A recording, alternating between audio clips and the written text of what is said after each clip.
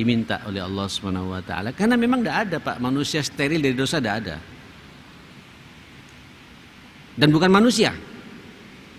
Kalau ada di antara kita Pak tidak terjebak dengan dosa, itu bukan manusia. Jadi manusia itu pasti terjebak dengan dosa. Tinggal sampean nanya, terjebaknya itu karena dibenturkan, karena keterpaksaan, hatta juga karena kita mencari dosa itu. Di saat iman lagi turun kan kadang-kadang kita mencari Pak, menikmati dosa itu. Terus sampean sadar. Berarti kalau sadar Pak, berarti Allah sedang ingat sama kita. Kalau sampean sadar berarti Allah masih mencintai kita Pak. Yang repot kita tidak sadar terus terjebak Pak. Berarti tidak ada raja, tidak ada perasaan takut kepada Allah Subhanahu wa taala. Orang kalau raja Pak berharap ridhonya Allah, berharap ampunannya Allah, mendekat dengan Allah Subhanahu wa taala. Faman kana yarju liqa'a rabbih, yarju raja Pak. Barang siapa yarju berharap ingin berjumpa dengan Allah, kemudian akan dihapus semua dosa-dosanya oleh Allah dan dimasukkan ke surganya Allah. Yarju liqa'a rabbih, berjumpa dengan Allah. Falyamal amalan salihah. Jadi orang kalau sudah punya optimisme, punya harapan yang kuat, tidak santai Pak. Falyamal amalan salihah. Ayo perbanyak amal saleh, kata Allah Subhanahu wa taala. Cuma diingatkan oleh Allah, wala yusyrik biibadati rabbih ahada. Jangan syirik kepada Allah ketika beribadah.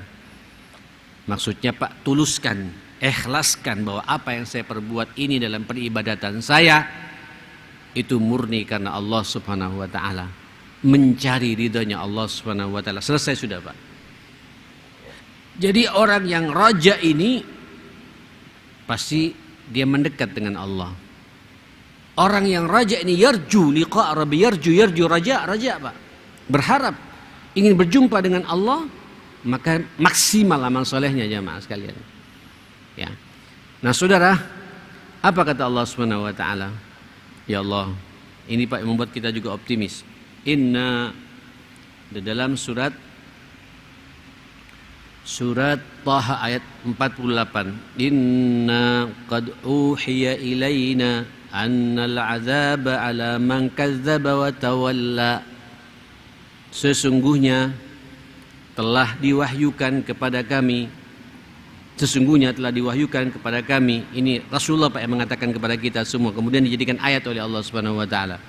Inna qad uhiya ilaina annal azaba, bahwa sesungguhnya azab Allah itu, siksa Allah itu ala man kadzdzaba wa tawalla, kepada orang yang mendustakan Allah, mendustakan ayat-ayat Allah, mendustakan Rasulullah, wa tawalla, dan berpaling dari jalan Allah Subhanahu wa taala. Sampean bukan orang seperti itu jamaah sekalian.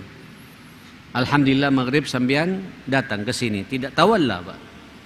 Tidak berpaling dari syariatnya Allah Subhanahu wa taala. Sampean juga tidak mendustakan Al-Qur'an.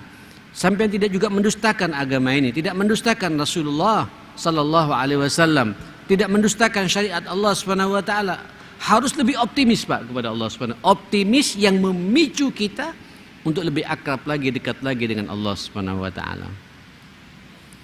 Sampai Ibnu Qayyim rahmatullah alaih, kita kadang-kadang Pak kalau bicara Ibnu Qayyim hanya bicara bab akidahnya saja Pak ya, yang agak kaku kadang-kadang. Sebenarnya enggak kaku juga jemaah sekalian. Tapi di bab-bab tazkiyahnya juga luar biasa Pak. Beliau mengatakan al-khaufu war raja'u, sifat khauf dan raja ini itu ibarat sayap yang dimiliki oleh seekor burung. Kemarin kita bahas khauf Pak ya, takut. Sekarang kita bahas keseimbangannya Pak. Takut kepada Allah tapi juga optimis. Iya, saya takut neraka, tapi saya yakin Allah akan mengampuni dosa saya sehingga saya tidak masuk ke neraka gitu. Sebab kalau takut terus sampai yang dominan, stres Pak kita Pak. Harus diimbangi oleh apa? Harapan yang sangat kuat. Tapi harapan terlalu dominan sampai mengentengkan masalah gitu. Harus diimbangi pula dengan raja. Ibarat kata Nabi, khauf war raja ini bagaikan dua sayap yang dimiliki seekor burung. Ini harus seimbang Pak antara khauf war raja. Tahu burungnya Mas? Kan burung kan bisa terbang ketika sayapnya sempurna aja Mas sekalian.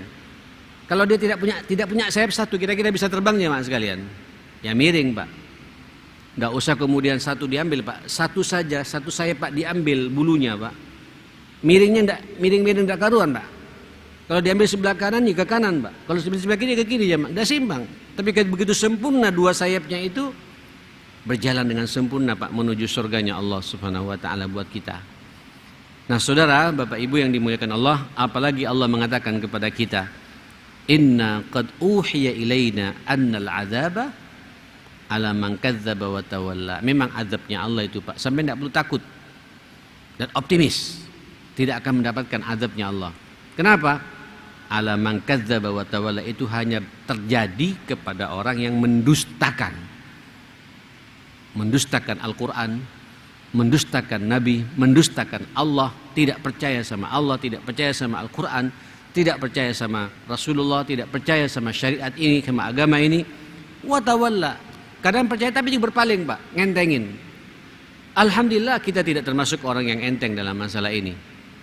Tapi mungkin Pak dulu di masa-masa jahiliyahnya Pak ya, kadang-kadang ada pula Pak di antara kita kenal Islam di tengah jalan. Ya, kenal Islam karena kita kesentuh Pak oleh seorang ustadz, oleh seorang ulama. Setelah kita berumur 30 tahun, ini sekarang Pak banyak anak-anak muda ya likuran tahun sudah berkeluarga Pak, namanya ashabul hijrah, macam-macam loh, luar biasa. Saya juga banyak memberikan pencerahan kepada mereka semua. Alhamdulillah, muda-muda. Tapi kalau dibongkar Pak, kadang-kadang pertanyaannya tuh mengungkit masa lalunya. Saya bilang jangan. Kalau bertanya jangan atas nama pribadi. Ada orang Ustaz gitu. Padahal sebenarnya dia bertanya masalah pribadinya Pak. Dulu Ustaz saya di masa jahiliyah Ustaz. Nah, ini kan tidak benar Pak. Karena dia membuka auratnya sendiri. Tidak boleh. Ceritakan masa jahiliyah antum, saya bilang kepada Allah Subhanahu wa taala. Tanya saja begini, dulu ada seseorang di masa jahiliyahnya suka zina. Suka minum-minuman keras. Dan lain sebagainya. Terus kemudian sekarang sadar Pak. Alhamdulillah. Ketika antum diberi sadar oleh Allah, antum bersyukur. Dan perhatikan hadis-hadis tentang masalah raja ini. Bukti ketika antum sadar Allah sedang mencintai antum. Dan pada hakikatnya Pak, Allah itu tidak ingin mengadab manusia ini Pak. Oh, gimana Allah menciptakan kita, masa Allah ingin mengadab kita? Apalagi jenengan ini, Allahu Akbar, salatnya 5 waktu di masjid, Alhamdulillah. Qur'annya dibaca tiap hari. Tolong Pak, seimbangkan antara khauf wa raja. Masa-masa jahiliyah dulu, naam, saya nakal dulu ketika di SMA. Tapi saya yakin Allah maha luas ampunannya daripada kenakalan yang pernah saya perbuat itu. Dan sampai tidak usah cerita Pak, ceritakan semuanya kepada siapa? Kepada Allah Subhanahu wa taala. Ini bab raja yang kita inginkan jemaah sekalian. Ini berlaku bagi orang yang betul-betul mendustakan dan berpaling. Sampai tidak berpaling Pak. Alhamdulillah masih bisa ke masjid. Walaupun kadang-kadang juga ada masa Pak, masa-masa jenuh ya. Biasalah, termasuk yang berbicara juga. Kadang-kadang terus malas Pak, mau ke Al-Akbar ini. Aduh, dari Perak, macet lagi, tidak ada driver, nyupiri sendiri gitu. Mulai berpikir nakal Pak. Kita harus lawan itu jemaah sekalian. Kenapa? Ada raja. Karena mungkin di sini Allah akan menumpahkan rahmatnya kepada kita. Karena mungkin di sini dosa-dosa kita akan diampuni oleh Allah Subhanahu wa taala. Di pertemuan seperti ini malaikat mendoakan kita. Semangat lagi ma'asyal muslimin. Nah, suasana seperti itu yang harus kita bangun terus-menerus dalam kehidupan kita. Wa qala ta'ala, Allah juga mengatakan wa rahmati wasi'at kulla syai'. Allahu akbar. Rahmatku itu luas sekali Pak, mencakup segala sesuatu. Rahmatnya Allah itu Pak, mohon maaf ya, kalau tidak ada rahmat dari Allah jamaah sekalian, mungkin orang kafir pun Pak, semuanya nggak akan hidup jamaah sekalian. Tapi kenapa Pak, orang-orang kafir masih bisa bertahan hidup jamaah sekalian? Karena Allah masih berharap Pak, siapa tahu nanti di akhir hidupnya iman masuk kepadanya. Ya, makanya Pak sampean kalau punya sifat raja, setiap melihat orang Pak, melihat manusia, siapapun manusia itu Pak, dalam benak kita ini makhluk Allah. Termasuk juga Ibnu Qayyim Pak ketika berbicara masalah maratibul hub, apa ya, tangga cinta, tahapan-tahapan cinta itu. Puncaknya namanya At-tatayyum, cinta yang menghamba, itu cinta kepada Allah Subhanahu wa taala. Itu totalitas, Pak. Cintanya kita cinta yang menghamba, kita kayak budak betul. Siap diatur oleh Allah Subhanahu wa taala. Sami'na wa ata'na. Yang kedua namanya cinta al-ishq, mesra, yaitu kepada Rasulullah sallallahu alaihi wasallam. Baru setelah itu kepada orang mukmin, Pak. Harus kita cinta mencintai. Di bawahnya muslim. Di bawahnya lagi jamaah sekalian kepada manusia secara keseluruhan. Kenapa? Karena pada kata kita ini, Pak, dari Adam alaihissalam. Subhanallah. Ini hanya saya kemana-mana jamaah sekalian. Tapi tidak apa-apa, Pak. Biar kita enak, Pak. Punya optimisme. Sehingga kita kemana-mana selalu melihat hamba Allah itu jadi sasaran dakwah kita. Itu manusia, Pak. Ada yang ke Amerika, ada yang ke Eropa, ada yang ke Afrika, ada yang ke mana? Ke Australia, ada yang ke Asia. Kita seperti ini jamaah sekalian. Masing-masing kembali kepada habitatnya. Karena Allah mengatakan, Allah ketika menciptakan Adam ini, Pak, semua unsur tanah di dunia ini diambil semuanya oleh Allah Subhanahu wa taala. Dan begitu kemudian lahir, terjadi beranak pinak, kita semua seperti ini jamaah sekalian, kemudian lahir, Pak, pergi sesuai dengan habitatnya masing-masing jamaah sekalian. Makanya yang tanah Amerika jadilah kayak orang Amerika, keputih-putihan dan kemerah-merahan seperti itu. Yang ke Cina jadilah orang Cina jamaah sekalian, rambutnya lurus, matanya sipit dan lain sebagainya.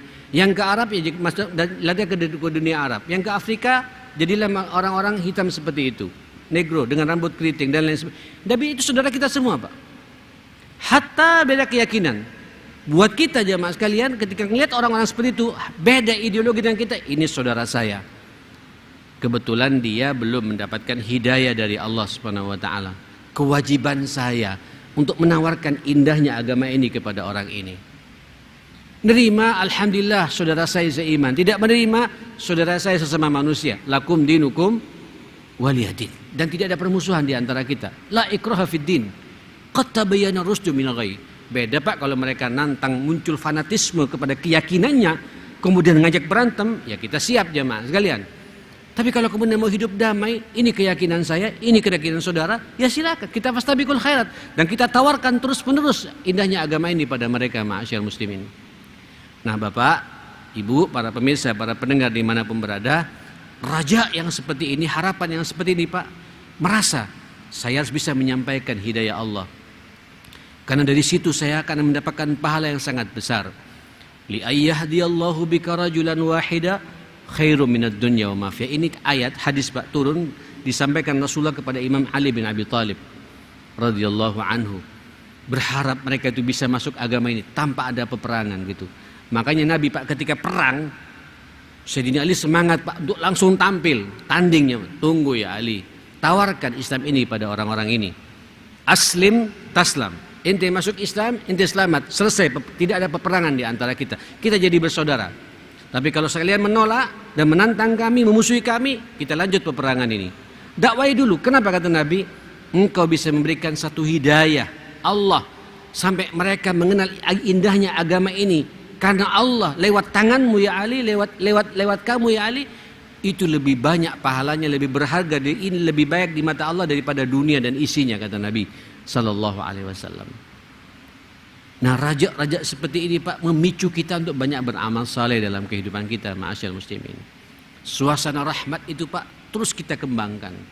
Karena Allah mengatakan wa rahmati wasi'at kulla syai'. Rahmatku, kasih sayangku mencakup segala sesuatu, dan kita perlu, Pak, meniru sifat Allah yang seperti ini untuk menebarkan rahmat. Bahkan Nabi kita, Pak, diutus oleh Allah Subhanahu wa taala. Ini bulan Maulid ya. Wa ma arsalnaka illa apa? Rahmah, Pak. Rahmatan lil alamin, rahmat bagi alam semesta ini, saudara sekalian. Inilah, Pak, bab rojak yang saya inginkan. Jadi rojak itu memicu kita, memotivasi kita untuk lebih dekat lagi kepada Allah Subhanahu wa taala, lebih banyak lagi beramal saleh kepada Allah, terus optimis, yakin dengan harapan yang sangat kuat bahwa semua amal baik kita akan diterima oleh Allah Subhanahu wa taala. Terus yang kedua, semua dosa-dosa kita juga akan diampuni oleh Allah Subhanahu wa taala. Mari Bapak, Ibu, para pemirsa, para pendengar yang dimuliakan Allah Subhanahu wa taala, kita membahas hadis pertama dalam kitab Riyadhus Shalihin ini di bab Ar-Raja ini.